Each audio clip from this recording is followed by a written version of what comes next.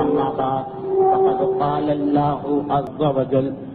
بسم الله الرحمن الرحيم وَلَقَدْ كَانَ لَكُمْ فِي رَسُولِ اللَّهِ أُسْوَةٌ حَسَنَةٌ۔ قرآن کریم کے اسی ارشاد کو ذہن میں رکھتے ہوئے یہ ذمہ داری محسوس کی گئی کہ سیرت رسول خدا کا بیان کیا جائے کہ جس ارشاد قرآنی میں تمام دنیا کے انسانوں کو یہ بتایا گیا کہ تمہارے لیے رسول کی زندگی میں بہترین نمونہ ہے، زندگی گزارنے کا بہترین طریقہ، بہترین اسلوب اور اسوہ سیرت رسول ہے۔ اور پچھلے منگل کو ہماری گفتگو نہ ہو سکی، جو حالات تھے شہر کے وہ آپ کے سامنے ہیں، اور کوئی تعجب نہیں کہ ان حالات کا تذکرہ بھی ہمیں سیرت رسول میں کسی مقام پر مل جائے، اور ہو سکتا ہے کہ آج ہی کی گفتگو میں کہیں پہ وہ واقعات بھی آ جائیں۔ یہی چیز سیرت رسول کی جامعیت کا اتنا بڑا ثبوت ہے کہ انسان کسی زمانے میں ہو، کسی دور میں ہو، کسی مقام پر ہو، کیسے بھی حالات کیوں نہ ہو، ہر ایک کے بارے میں کوئی نہ کوئی اشارہ آپ کو پیغمبر اسلام کے حالات زندگی میں مل جائے گا۔ پچھلا منگل وقفے کی وجہ سے آج بھی اکثر ایسے لوگوں کے ذہن میں کہ جو باقاعدگی سے آتے ہیں شک اور شبہے کی کیفیت ہوگی، اس اعتبار سے شاید وہ صاحبان ایمان نہ آ سکیں، لیکن اب ہماری گفتگو سیرت رسول میں ایک ایسے مرحلے پہ پہنچ چکی ہے کہ ہمیں انتہائی احتیاط کے ساتھ ان واقعات کو بیان بھی کرنا ہے اور آپ کو سننا بھی ہے، کیونکہ اب جو واقعات سامنے آ رہے ہیں یہ وہ واقعات ہیں کہ جنہوں نے آگے چل کر پیغمبر اسلام کے دشمنوں کی دشمنی کی ایک وجہ کو بیان کیا، اور ساتھ ساتھ جن واقعات سے یہ پتہ چل جاتا ہے کہ اعلان رسالت سے پہلے جو اسلام کے بنیادی اصول تھے وہ پیغمبر اسلام کسی نہ کسی طریقے سے معاشرے تک پہنچاتے رہے۔ اسلام خود عربی کے جس لفظ سے نکلا اس کے معنی ہے سلامتی، یعنی دوسروں کے لیے سلامتی کا سبب بننا۔ سیرت رسول میں اب جس منزل پر ہم پہنچنے والے ہیں وہ ایک ایسا ہی مقام کہ جہاں پہ ہمیں یہ معلوم ہو رہا کہ پیغمبر نے اپنی جوانی کے زمانے میں بھی عرب کے معاشرے میں اعلان رسالت سے پہلے امن و امان کو برقرار رکھنے کے لیے کون سی مہم چلائی تھی اور کس انداز سے اعلان رسالت سے پہلے رسالت کے پیغام کو پھیلایا جا رہا ہے۔ اب تک ہماری گفتگو ہوئی تھی رسول خدا کی زندگی کے 12 سالوں کے بارے میں، پہلے 12 سال، ولادت سے لے کر پہلے 12 سال، اور جو اس سے پہلے گفتگو ہوئی ایک منگل چھوڑ کر اس میں پیغمبر اسلام کی وہ جسمانی خصوصیات بتائی گئی کہ جو ویسے تو پیغمبر اسلام کی ولادت کے بعد ہی دنیا کے سامنے آئے، مگر دنیا نے زیادہ توجہ اس وقت دی جب پیغمبر نے جوانی میں قدم رکھا۔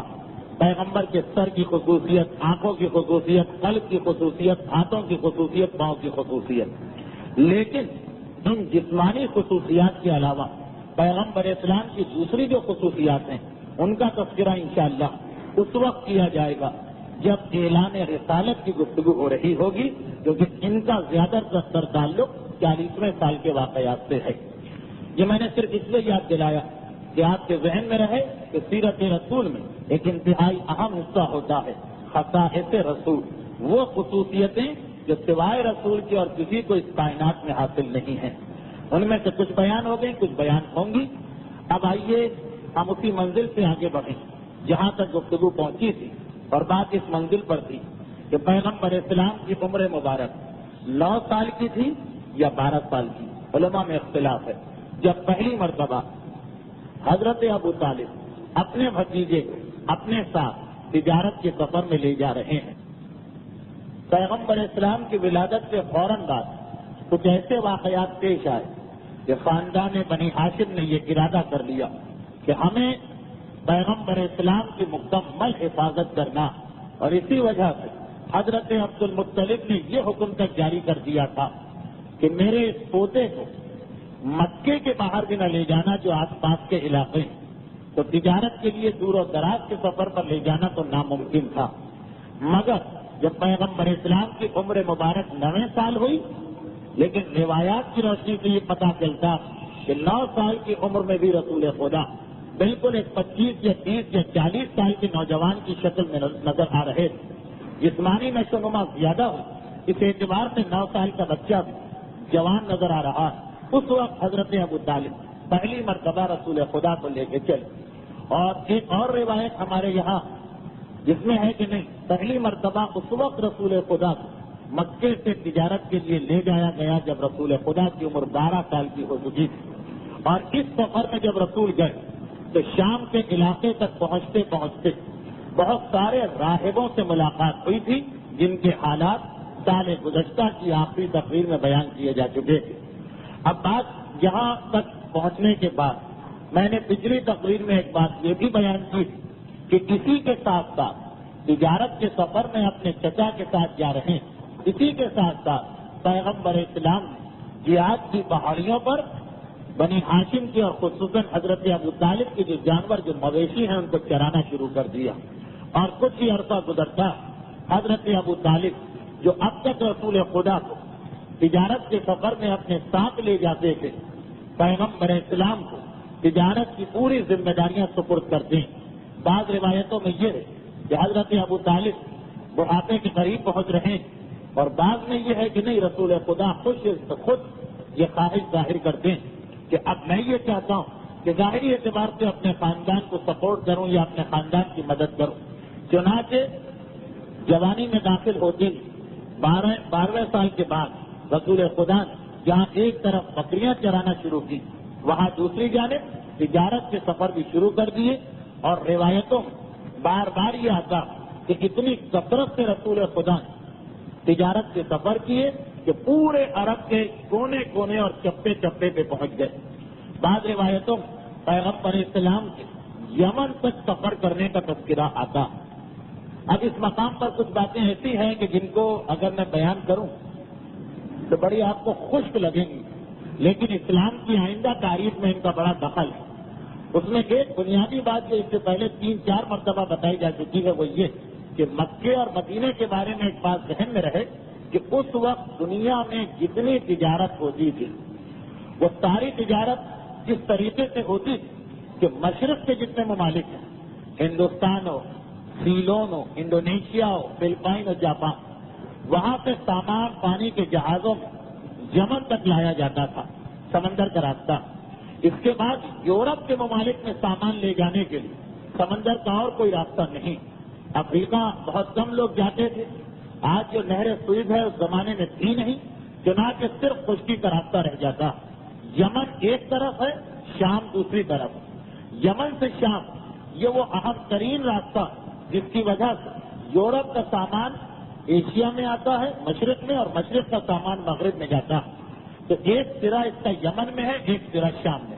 شام کے آگے پھر یورپ کے سارے ممالک شروع ہو جاتے ہیں، اور یمن سے شام کی سڑک مکے اور مدینے کے قریب سے ہو کے گزرتی تھی۔ تو پیغمبر اسلام شام بھی گئے، یمن بھی گئے، بلکہ مسند احمد ایک روایت یہ کہ اسلام کے بعد ایک مرتبہ بحرین کے علاقے سے کچھ لوگ پیغمبر اسلام کی خدمت میں آئے اسلام قبول کرنے کے لیے۔ بحرین سے مراد یہ ملک بحرین نہیں ہے کہ جس کا آپ نام سنتے ہیں اخبارات میں۔ پرانے زمانے میں اس پورے علاقے کو بحرین کہتے تھے، جس میں آج مسقط ہو، ابو ظبی ہو، دبئی ہو، قطر و بحرین شامل ہیں، وہ پورا ساحل عرب کا۔ وہاں سے کچھ لوگ پیغمبر کی خدمت میں آئے اسلام قبول کرنے کے لیے۔ تو پیغمبر اسلام ان سے جب گفتگو شروع کی تو بحرین کے کچھ شہروں کے نام لیے اور وہاں کے کچھ حالات بتائے۔ وہ لوگ انتہائی حیران ہوئے، کیونکہ مکہ اور مدینہ عرب کے بالکل ایک طرف، بحرین بالکل دوسری طرف۔ 1400 سال پہلے کا زمانہ، اتنا لمبا سفر کرنا ایک عام آدمی کے بس میں بھی نہ تھا، صرف وہ لوگ جاتے تھے کہ جن کی کوئی ضرورت ہوتی تھی۔ تو حیران ہو کر بحرین کے لوگ کہتے ہیں، اللہ کے رسول کیا آپ ہمارے علاقے کو جانتے ہیں؟ تو پیغمبر نے کہا کہ اپنی جوانی میں تجارت کے دوران میں کئی مرتبہ تمہارے علاقوں تک گیا۔ یمن میں رسول خدا گئے، بحرین کے علاقے میں گئے، شام کے علاقے میں گئے، یعنی ظاہری اعتبار سے بھی پیغمبر عرب کا پورا علاقہ اس زمانے میں دیکھ لیا تھا۔ پیغمبر اسلام کی عمر مبارک 20 سال ہے جب تاریخ اسلام کا ایک اہم واقعہ پیش آیا۔ میں ان معنوں میں کہہ رہا ہوں کہ اگر کہ اس وقت اعلان اسلام تو نہیں ہوا تھا، مگر جو واقعہ اس وقت پیش آیا یہ وہی چیز ہے کہ جس کا اسلام بعد میں بار بار اپنے ماننے والوں کو حکم دیا،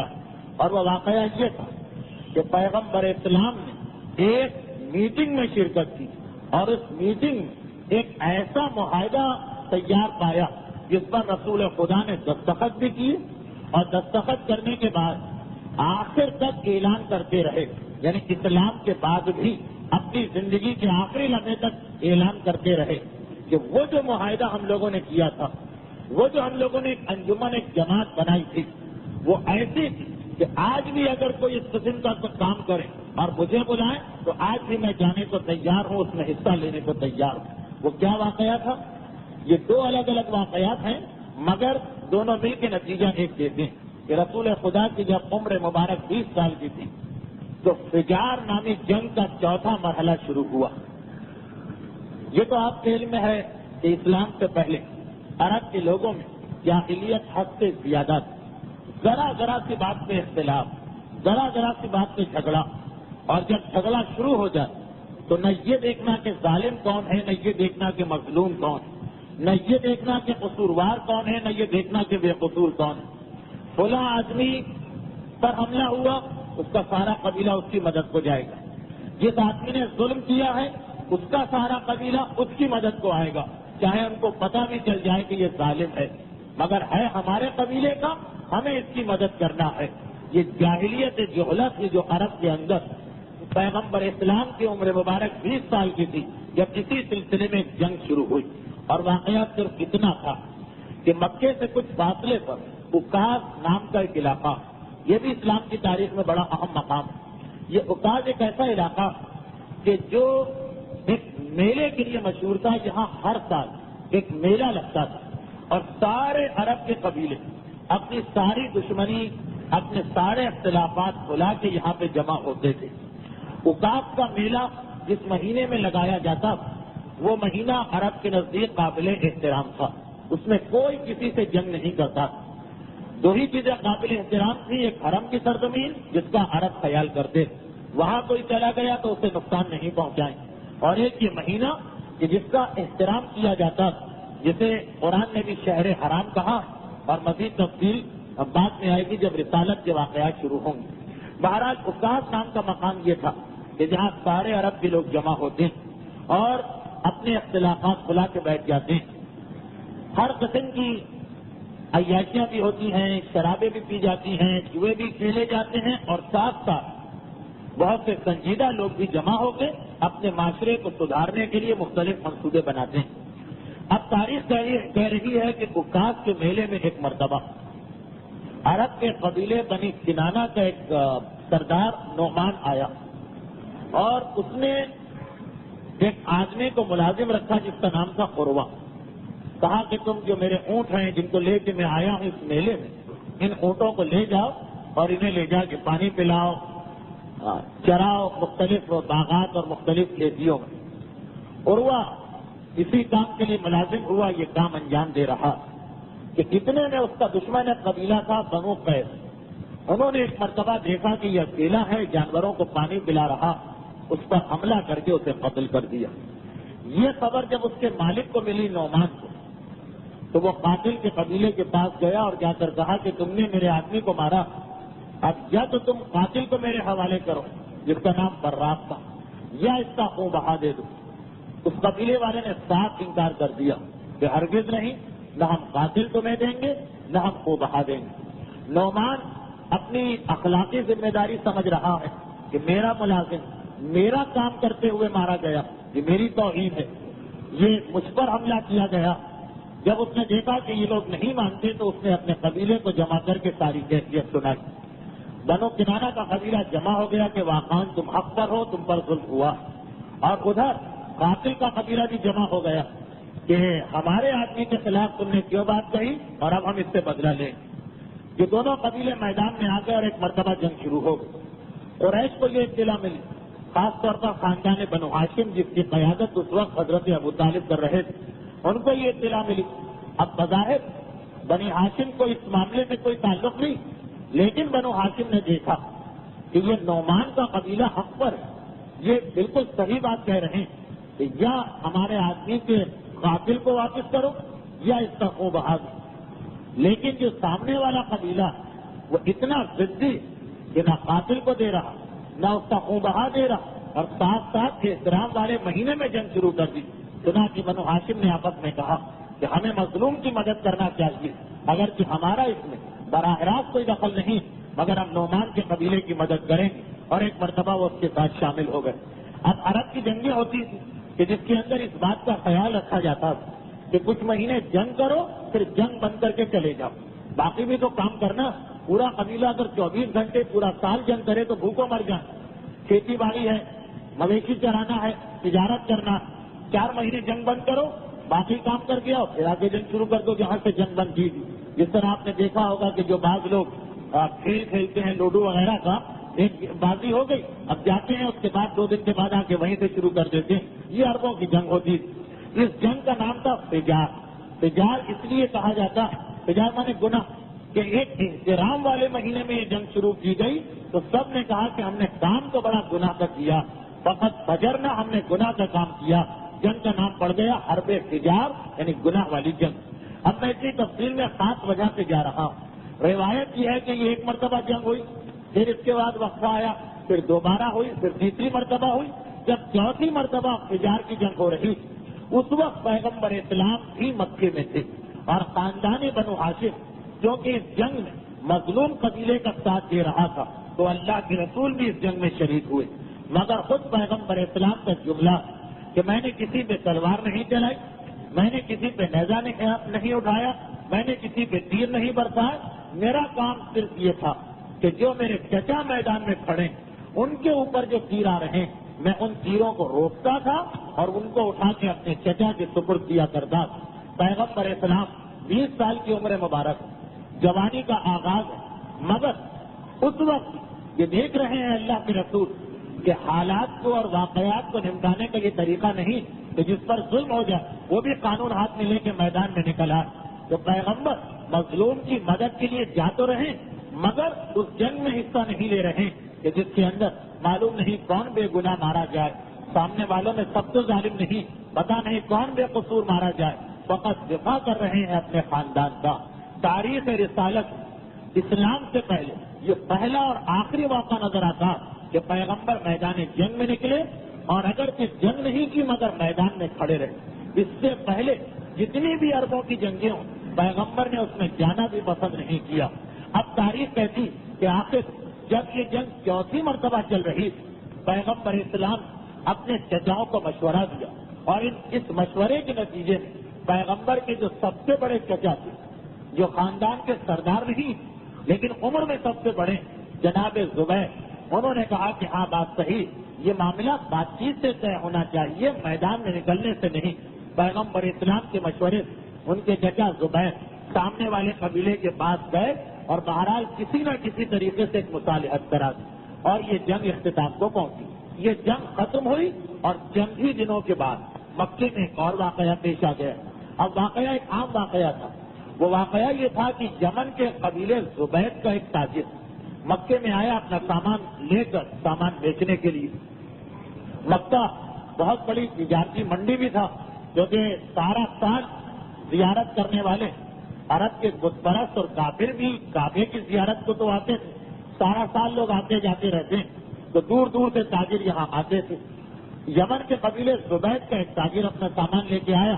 اور تجارت کرنے لگا. مکے کے ایک سردار جس کا نام آس تھا اس نے بھی اس سے کچھ سامان لیا مگر سامان لینے کے بعد پیسے دینے سے انکار کر دیا. جو آج مسلمانوں کے معاشرے میں ایک عام سی چیز بن کے رہ گئی، یہ عرب کے جاہلیت کے معاشرے کا وہ عمل تھا جس کے خلاف پیغمبر اتنا ہوئے کہ آپ دیکھیں گے کہ بعد میں پیغمبر نے کس طرح سے انجمن بنائی. زبیدی تاجر کا مال تو رکھ لیا آس نے، لیکن جب پیمنٹ کا پیسے دینے کا وقت آئے تو صاف انکار کر گئے.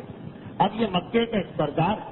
وہ بیچارہ ایک اجنبی تاجر باہر سے آیا، یہاں اس کا کوئی جاننے والا نہیں، حرم کے آس پاس جتنے بڑے بڑے سردار رہتے سب کے پاس یہ گیا۔ اس زمانے کا ایک طریقہ تھا کہ خانہ کعبہ کے چاروں طرف جو عرب کے بڑے بڑے سردار وہ جگہ جگہ ٹولی بنا کے بیٹھتے تھے اپنے ساتھیوں کی، تو وہ پورے حرم میں گھوما، صحن میں گھوما، ایک ایک سردار کے پاس گیا کہ مجھ پہ ظلم ہوا ہے، میری مدد کرو، میری حمایت کرو، مگر کوئی بھی ایسا نہ تھا جو اس کی مدد کرنے کو تیار ہوتا۔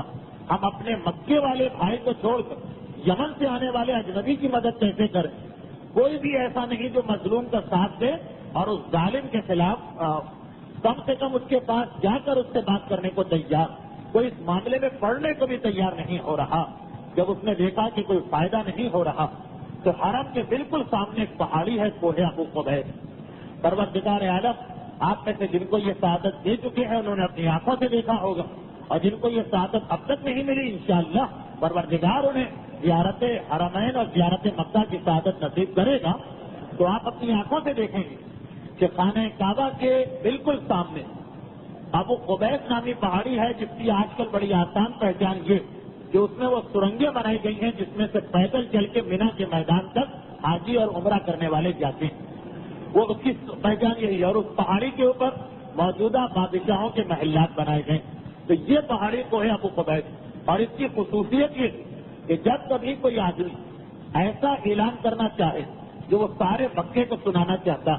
تو اس وقت ریڈیو نہیں، ٹیلی ویژن نہیں، اخبارات نہیں، مسجد کے بورڈ نہیں کہ وہاں لکھ کے لگا دے۔ اس وقت ایک ہی طریقہ تھا کہ وہ کوہ ابو قبیس پہ کھڑا ہو کر اعلان کرتا، اور جس وقت وہ پکارتا تھا تو کوہ ابو قبیس نہ کوئی بہت اونچا پہاڑ ہے کہ کسی کو اس کی آواز ہی نہ سنائی دے،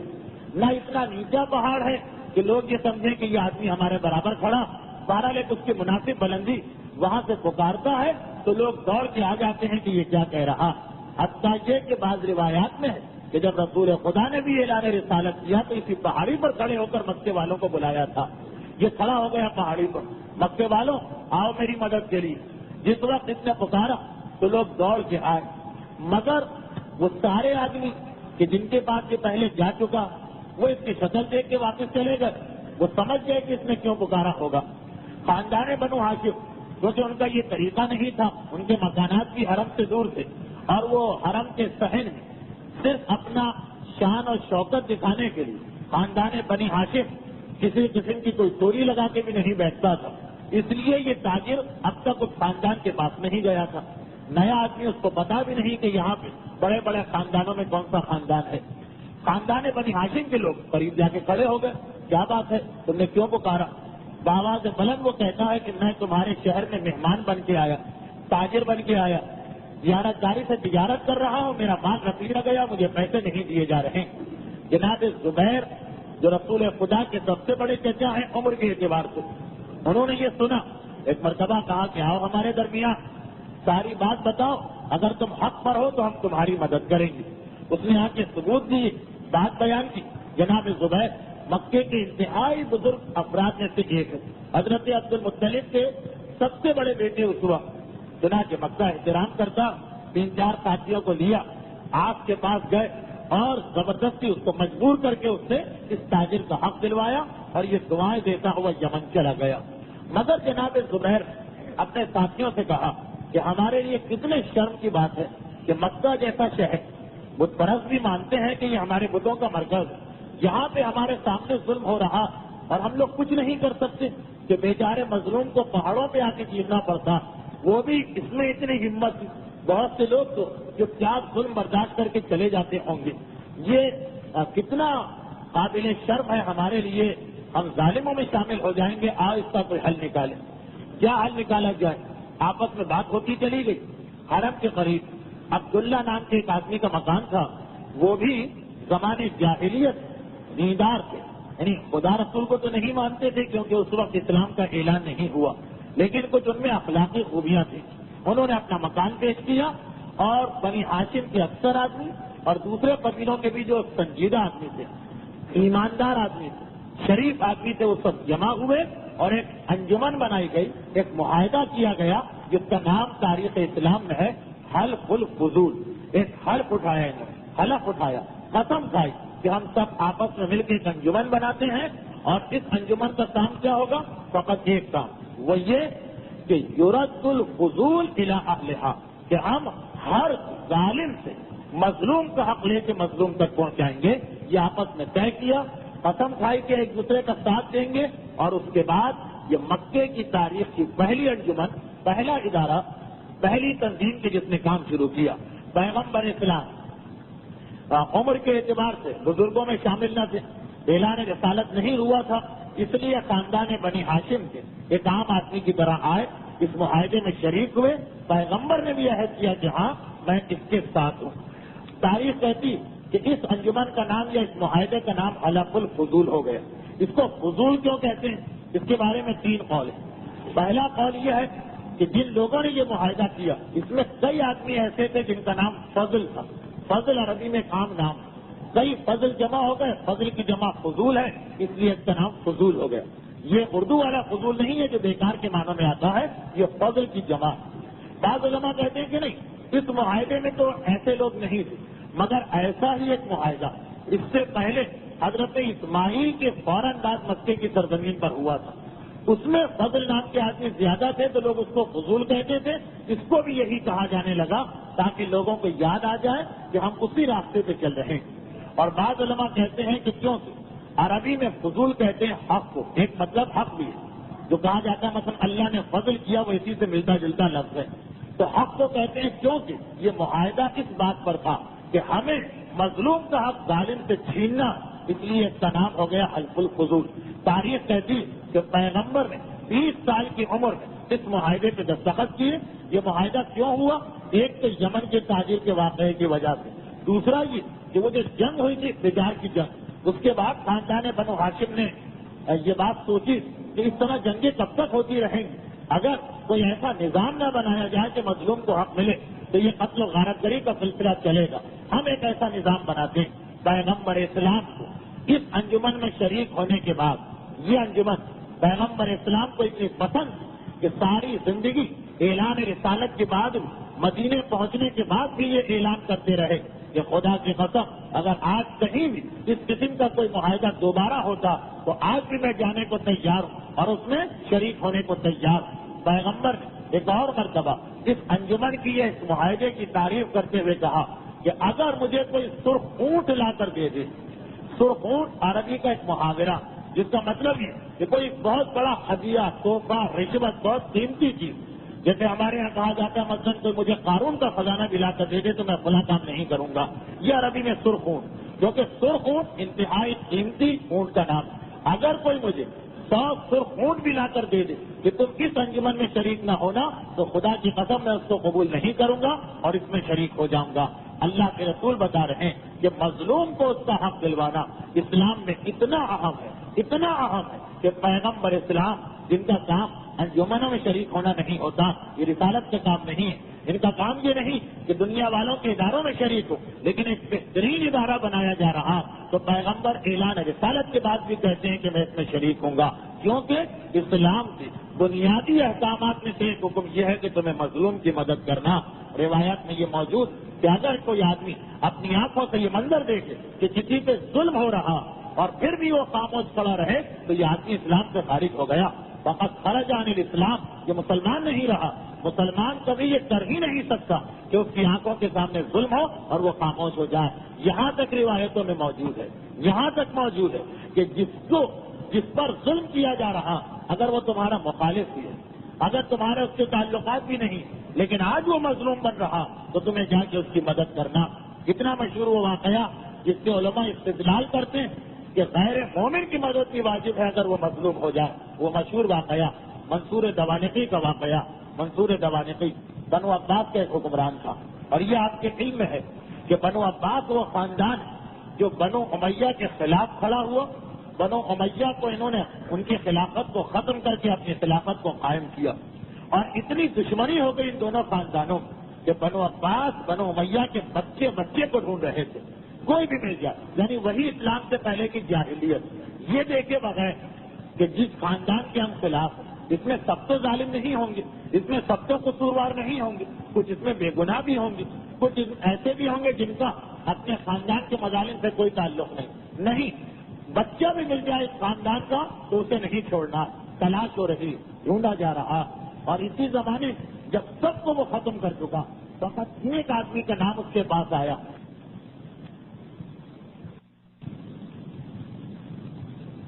اس کا بیٹا محمد ابن حشام، وہ ہاتھ نہیں لگا، باقی تو خاندان کے جتنے بھی بچے بوڑھے جوان تھے سب یا قتل کر دیے گئے یا ان کے بارے میں پتہ چل گیا کہ وہ اسلامی مملکت سے فرار اختیار کر کے دشمنوں کے پاس چلے گئے، جہاں تک ہمارا وقت نہیں۔ لیکن ایک آدمی کے بارے میں پتہ نہیں چل رہا، محمد ابن حشام، کہ یہ ہے تو ایک خاندان کا، کہاں ہے؟ نہ قتل ہوا، نہ مارا گیا، نہ قید ہوا، اب اس کو ڈھونڈا جائے۔ اسی زمانے میں حج کا موقع قریب آیا، منصور حج کرنے کے لیے مکے پہنچا، ایک دن اپنے مکان میں بیٹھا، ایک جوہری، ایک انتہائی قیمتی موتی لے کے آیا اور کہتا ہے کہ میرے پاس یہ ایک موتی آیا ہے فروخت ہونے کے لیے، اور میں یہ دیکھ رہا ہوں کہ اتنا قیمتی کہ بادشاہ کے علاوہ اسے کوئی خرید ہی نہیں سکتا۔ منصور نے کہا لاؤ دکھاؤ، موتی لیا اور پہچان لیا، کہا یہ تو خاندان بنو امیہ کے خزانے کا موتی، اور یہ ان جواہرات میں سے ہے جو اس خاندان کے لوگ جان بچانے کے لیے جب بھاگے تھے تو ان کو لے کے گئے تھے، ضرور یہ اسی محمد ابن حشام کا موتی ہے، بتاؤ تمہارے پاس کہاں سے آئے؟ جواب دیا کہ 1-2 دن پہلے ایک آدمی بڑا پریشان لا کے مجھے بیچ کے گیا تھا اور بہت کم قیمت پر اس نے بیچا، میں نے خرید لیا کہ اتنا بے وقوفانہ سودا ہو رہا، احمق ہے یہ آدمی، لیکن خود اپنی زبان سے کہہ رہا کہ اتنے بھی پیسے دے دو تو میں تیار ہوں۔ منصور سمجھ گیا، کہا اس کا مطلب یہ کہ وہ اس وقت مکے کی سرزمین میں کہیں موجود ہے، اب اسے تلاش کرنا آسان طریقہ، مکے میں کوئی آدمی بھی ہو اور خاص طور پر ایسا آدمی جسے کوئی شک بھی نہ ہو کہ میرے پیچھے کوئی لگا،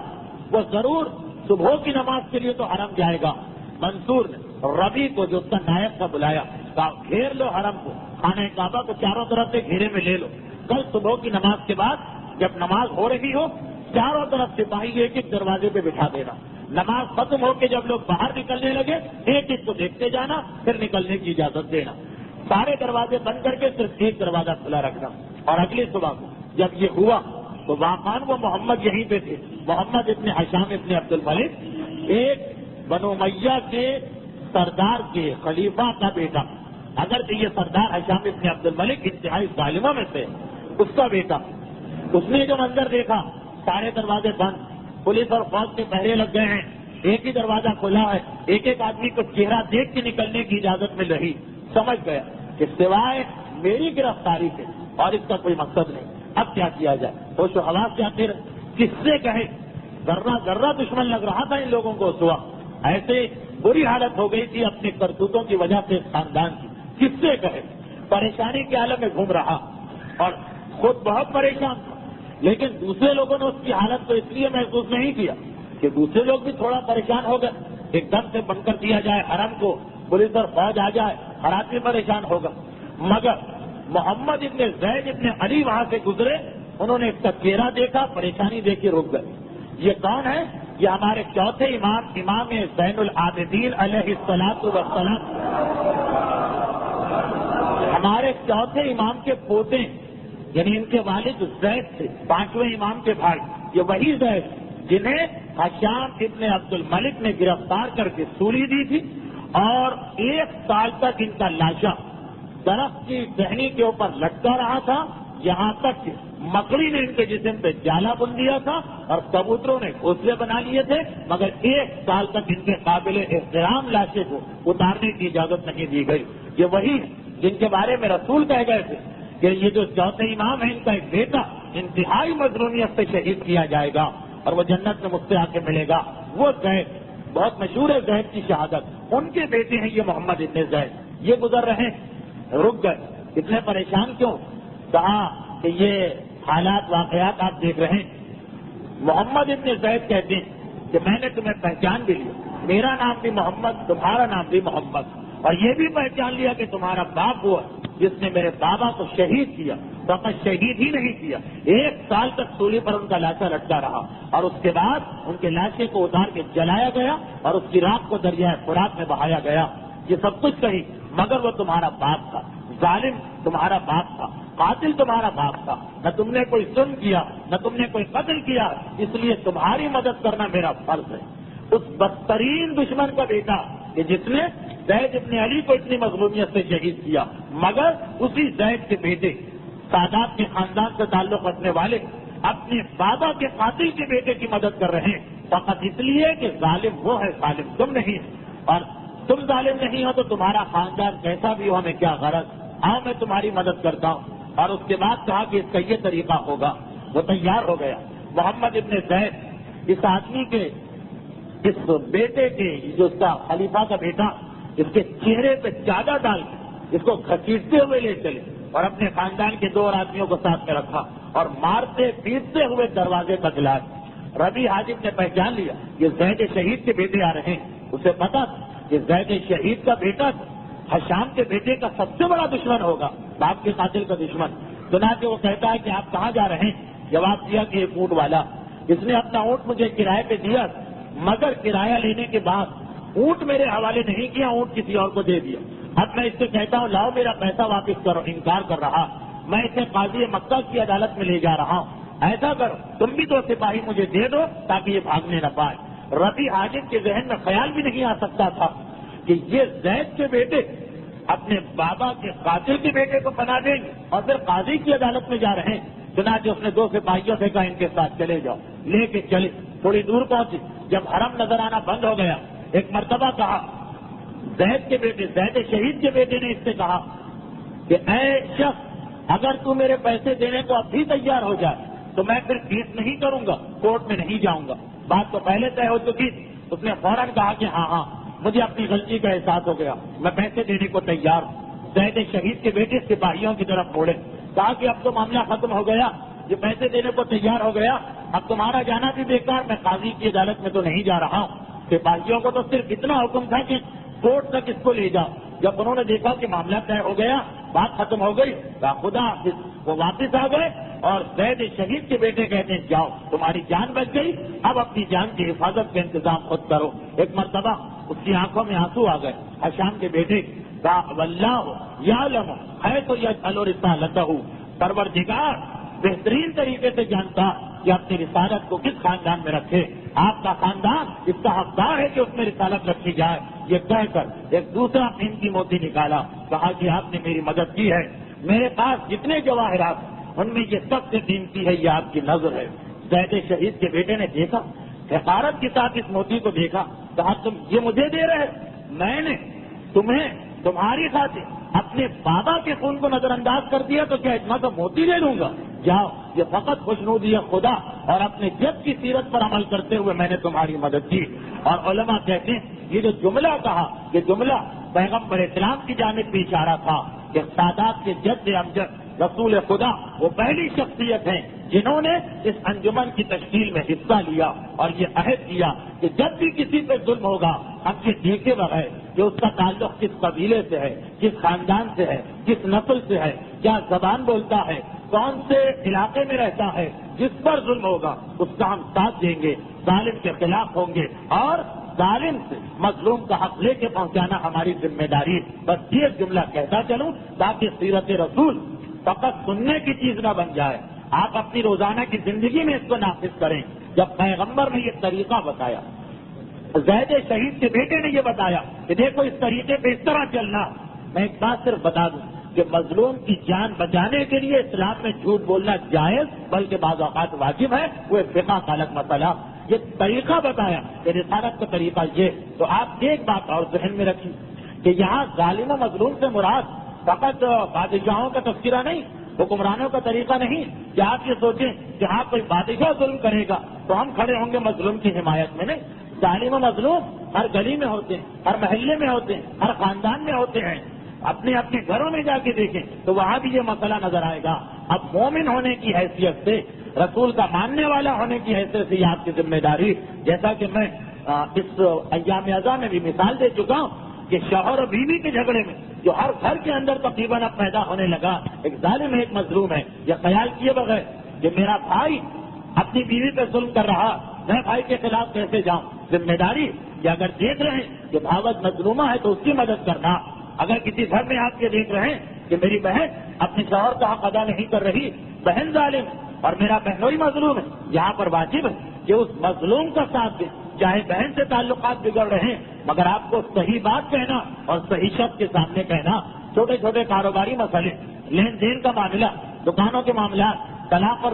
شادی کے معاملات, کتنے جھگڑے ہمارے یہاں کھڑے ہوتے ہیں. مگر یقیناً ایک دور گزر چکا 100 سال پہلے نہیں 10 سال پہلے کہ جب انسان اس بات کا خیال کرتا تھا کہ اب کہاں, مگر آج کل ہر آدمی ڈر جاتا. میں کیسے بول, میرے بھائی سے تعلقات ختم ہو جائیں, میرے دوست سے تعلقات بگڑ جائیں, میرے کاروباری پارٹنر سے معاملات بگڑ جائیں گے. سیرت رسول کا یہی درس ہے کہ پیغمبر کہہ رہے ہیں کہ اگر اس وقت جب عرب جاہلیت میں ڈوبے ہوئے تھے, عرب کے یہ لوگ کافر صحیح, اس میں سب کافر تھے سوائے ایک دو کو چھوڑ کر, یہ لوگ بھی ایک انجمن بناتے ہیں جس کا مقصد مظلوم کی مدد ہے. میں کافروں کے ساتھ شریک ہونے کو تیار ہوں, اور شریک ہی نہیں ہوئے ساری زندگی کہتے رہے کہ پھر یہ انجمن بنے گی تو پھر میں اس کے اندر جاؤں گا. تو سیرت رسول کا 20واں سال اس اعتبار سے انتہائی اہم کہ پیغمبر نے ایک ایسا درس دے دیا کہ جسے ہم نے کھلا دیا کہ ہر صورت میں مظلوم کی مدد کرنا, ہر اس وقت کھڑے ہو جانا جب تم دیکھو کہ کوئی ظالم کسی پہ ظلم کر رہا,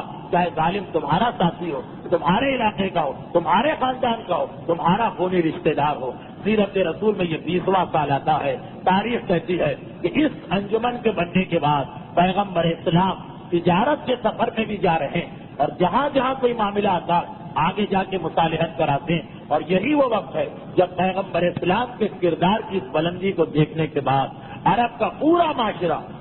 اگرچہ پیغمبر کے اپنے بزرگ بھی یہاں پر, اگرچہ اس معاہدے میں اور بہت سے آدمی بھی تھے, مگر پورے عرب نے اور کسی کو نہیں کہا. یہی وہ وقت ہے جب سارا عرب پیغمبر کو صادق و امین کا لقب دے رہا ہے. پیغمبر کی جوانی کا یہی مرحلہ کیونکہ اکثر روایتوں میں ہے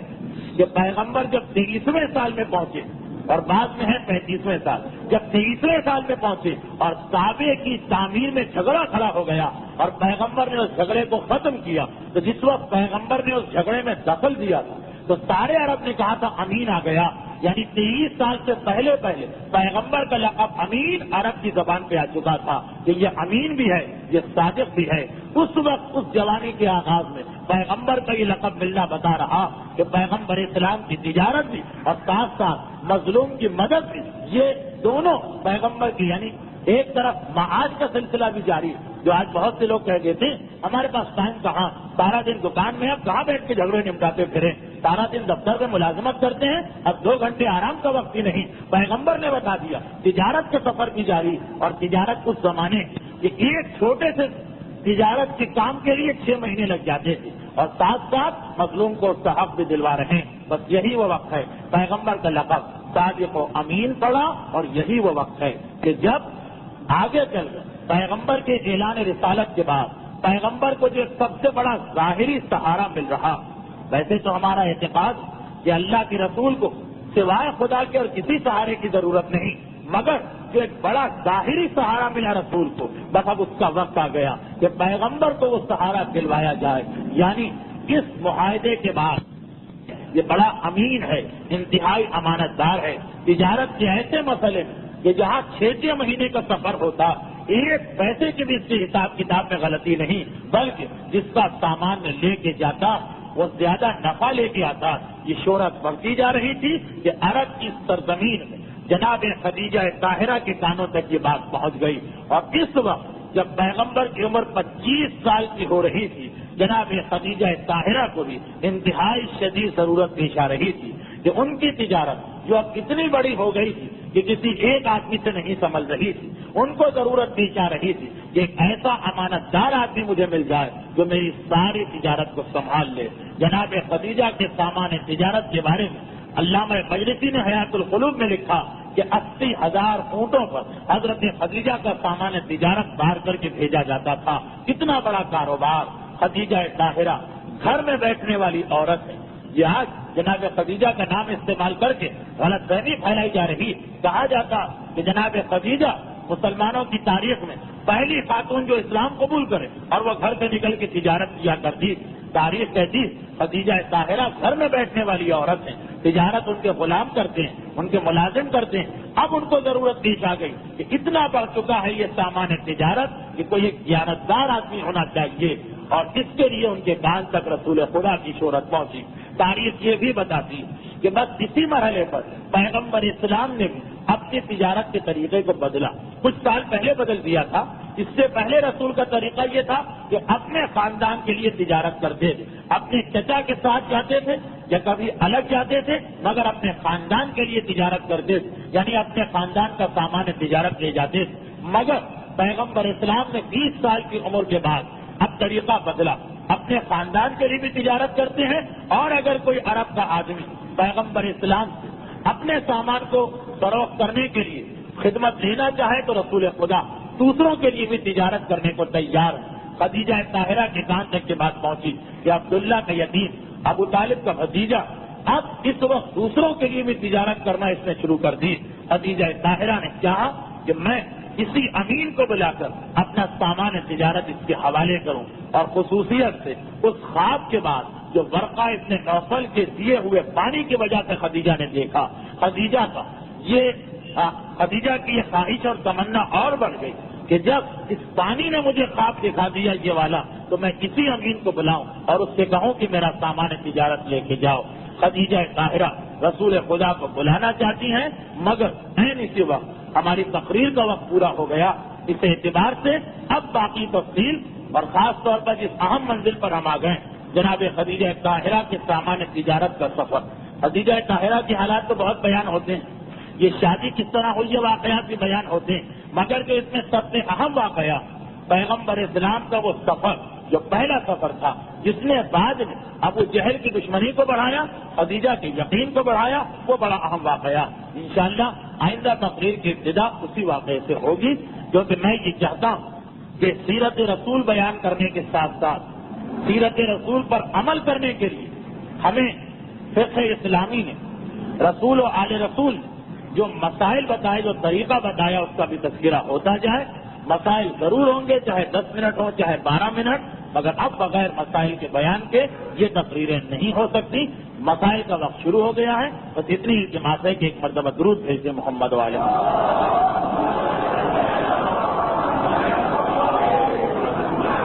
میری زیادہ کوشش یہی ہوتی ہے کہ چونکہ ہمارے یہاں مسائل کے درس کم ہوتے ہیں, اس لیے حتی الامکان واجبات کے اور حرام کے مسائل زیادہ بتائے جائیں جو انسان کے لیے زیادہ ضروری ہے. مستحبات اور مکروہات کے مسائل کم بیان ہوتے ہیں عام طور پر,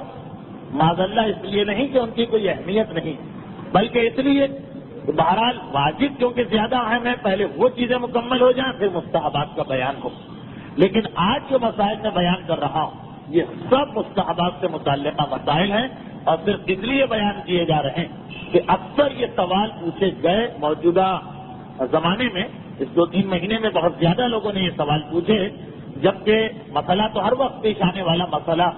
مگر میں نے یہ چاہا کہ ایک اجتماعی طور پر اس کی گفتگو ہو جائے. اور آج کے مسائل کا تعلق فقط اس چیز سے ہے کہ بچے کی ولادت کے فوراً بعد ماں باپ کے لیے اس سے متعلقہ کیا ذمہ داریاں, تقریر کی حیثیت سے نہیں, مسائل فقہ کی حیثیت سے کہ آیت اللہ خوئی اور آیت اللہ خمینی کے نظریات اور فتوے کیا. پہلی چیز جو میں بتا رہا ہوں تو اس یقین کے ساتھ کہ یہ مسئلہ آپ کو پیش نہیں آتا ہے, مگر مجھے یہ بھی معلوم ہے کہ بعض اوقات میری یہ گفتگو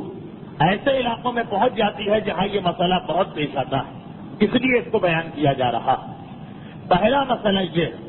کہ جب کسی عورت کے وضع حمل کا زمانہ آئے, یعنی بچے کی پیدائش کا زمانہ آئے, تو واجب یہ ہے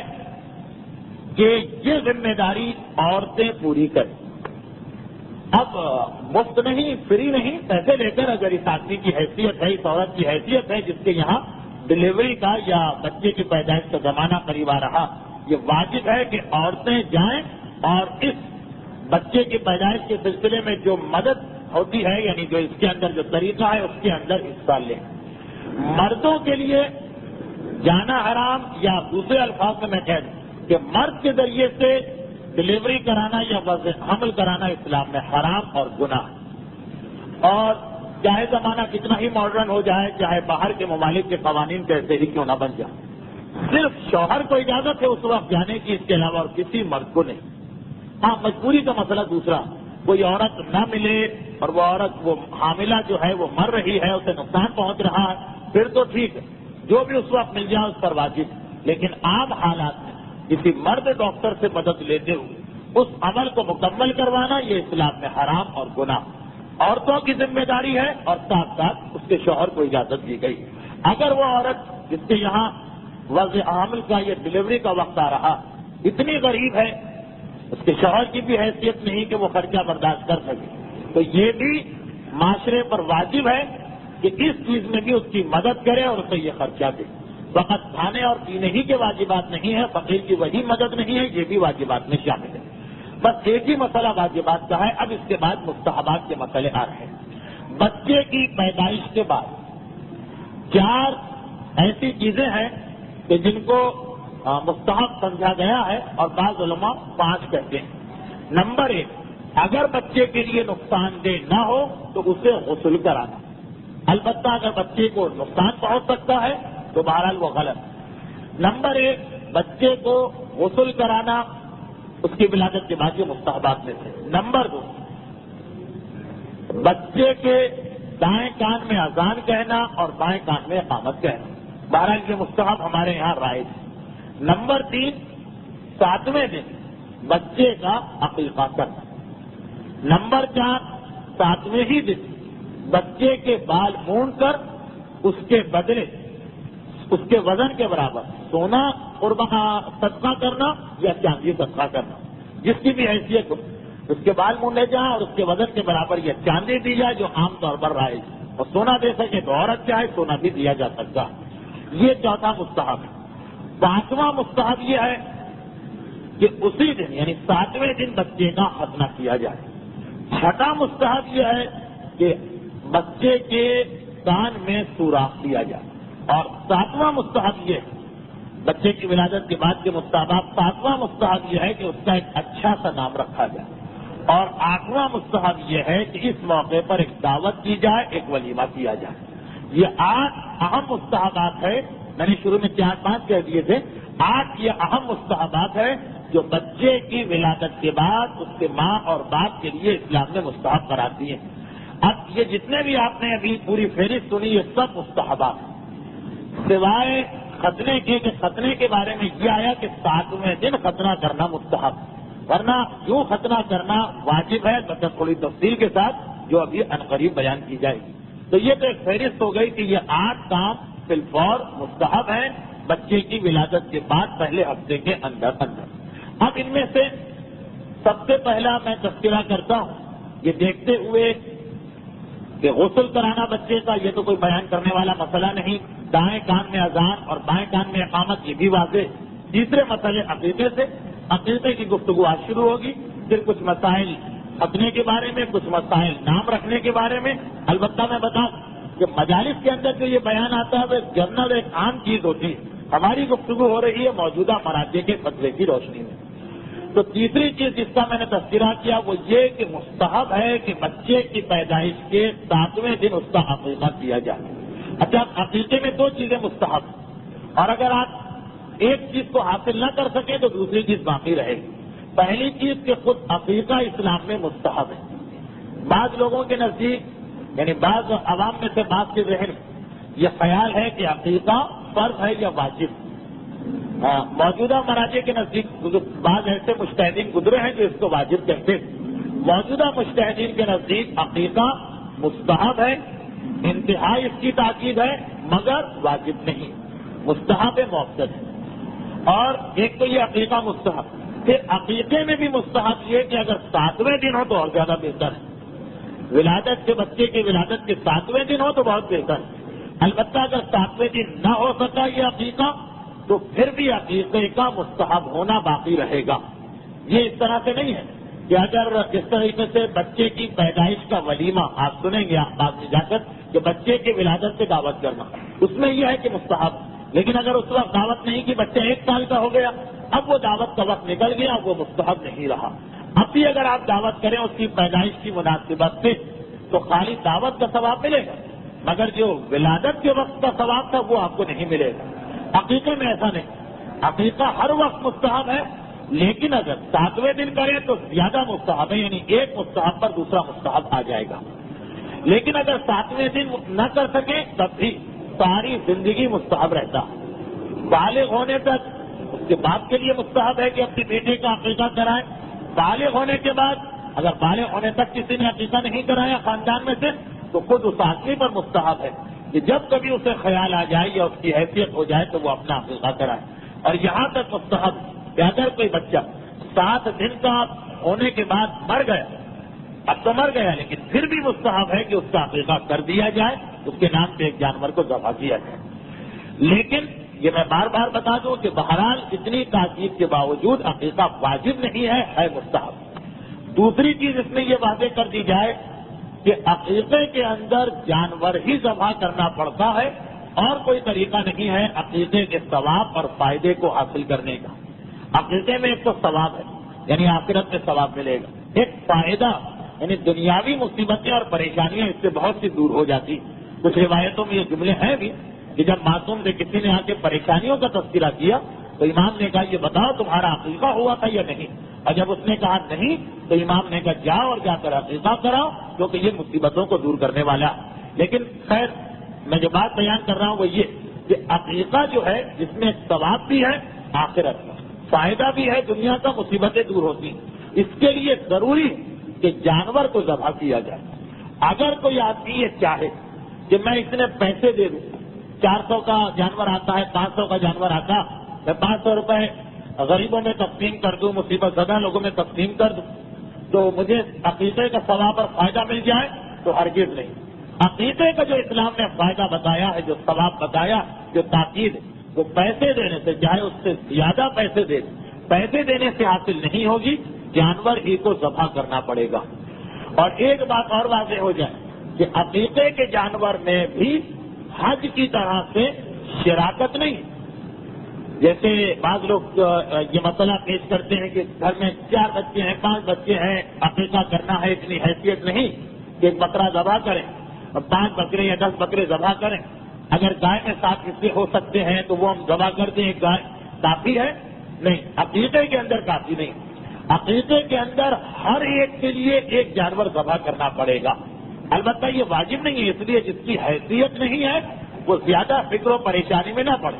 لیکن یہ خیال کرنا کہ 8 یا 10 یا 15 بکروں کے بدلے ایک گائے سے کام چل جائے گا، وہ عقیقے میں نہیں چل سکتا، عقیقے میں یہ غلط ہے۔ تو عقیقے میں جتنے لوگوں کا عقیقہ کرنا ہے اتنے ہی جانور ذبح کرنا پڑے۔ اگر کوئی آدمی یہ چاہتا کہ میرے گھر والوں کو عقیقے کا ثواب اور فائدہ بھی مل جائے اور اتنی میرے پاس حیثیت بھی نہیں ہے کہ میں سب کا عقیقہ کر سکوں، تو یہ وقتاً فوقتاً بھی ہو سکتا ہے کہ کئی سال، 4 سال، 5 سال، 10 سال، ہر سال ایک ایک کا عقیقہ کرتا جائے، لیکن ایک جانور میں ایک ہی کا عقیقہ ہوگا۔ یہاں پر میں ایک مسئلہ اور بتا دوں جس کے بعد عقیقے کے وہ مسائل بیان ہوں گے جو ہر ایک کو پیش آتے ہیں، وہ یہ کہ آیت اللہ خمینی کیا کہتے ہیں وہ مجھے معلوم نہیں ہو سکا۔ آیت اللہ خوئی کا یہاں پر ایک فتویٰ ہے، ابھی تک کی گفتگو تو سب کے نزدیک مشترک ہے، لیکن اب ایک فتویٰ جو آیت اللہ خوئی کا ہے، یہی مسئلہ آیت اللہ حکیم کا بھی تھا۔ آغا خمینی کیا کہتے ہیں اندازہ یہ ہے کہ وہ بھی یہ کہتے ہوں گے، لیکن کیونکہ صحیح نہیں معلوم اس لیے ان کے مقلدین کے لیے میں مسئلہ بیان نہیں کر سکتا۔ وہ یہ کہ آغا خوئی یہ کہتے ہیں کہ ہاں یہ ممکن ہے کہ اگر کوئی آدمی بقرعید کی قربانی کرتا ہے تو اس قربانی میں کسی عقیقے کو بھی شامل کیا جا سکتا ہے۔ اس صورت میں بقرعید کی قربانی کا جو ثواب ہے وہ بھی ملے گا، عقیقے کا جو ثواب ہے وہ بھی ملے گا، عقیقے کا جو فائدہ ہے وہ بھی ملے گا، اور عقیقے کے جو احکامات ہیں ان کی بھی ضرورت نہیں۔ مثلاً آپ آئندہ سنیں گے کہ عقیقے کے گوشت میں کچھ رشتہ دار نہیں کھا سکتے، لیکن اگر بقرعید کے جانور کو ذبح کرتے وقت اس میں عقیقہ شامل کر دیں کسی کا، تو اس صورت میں وہ رشتہ دار جن کے لیے عقیقے کا گوشت منع وہ بھی اس میں کھا سکتے ہیں، اس لیے کہ اس میں بقرعید کا حصہ بھی ہے، اس کا خیال کیا جائے گا۔ تو ایک مسئلہ یہ ہوا کہ اگر کوئی آدمی عقیقے کو بقرعید کی قربانی کے ساتھ ملا دے تو ٹھیک ہے، مگر وہاں خیال یہی کرنا ہے کہ ایک ہی آدمی کو ملایا جا سکتا، یعنی وہ جو بقرعید کی قربانی ہے اس کے اندر عقیقے کو ملائیں تو ایک جانور کیونکہ ذبح ہو رہا ہے تو کسی ایک بیٹے کو یا بیٹی کو یا اپنے آپ کو یا اپنے والدین کو کسی ایک کو شامل کر سکتے ہیں، اور اس میں یہ ممکن ہے کہ ہر سال ایک ایک کر کے ہر سال جو قربانی ہوتی ہے بقرعید کی ایک ایک عقیقہ بھی اس میں ہوتا جائے اور ساتھ ساتھ قربانی بھی ہوتی جائے، اس کی اجازت ہے۔ لیکن جو جانور بھی عقیقے کے لیے ہوگا اس کے اندر شراکت ممکن نہیں۔ اب یہاں پہ دو تین بڑے اہم مسئلے آتے ہیں۔ عقیقے کے گوشت کا کیا کریں؟ کیونکہ بعد ایسے حلقے ہیں ہمارے صاحبان ایمان میں جو اس گوشت کو کھانا بہت برا سمجھتے ہیں۔ یہ عقیقے میں کس قسم کا جانور ہو تو بہرحال وقت کی پابندی کا ہر ممکن خیال رکھا جاتا ہے۔ اس درس میں پورا وقت ہو گیا اس درس کا، اس اعتبار سے باقی مسائل انشاءاللہ آئندہ ہوں گے، جن کو یہ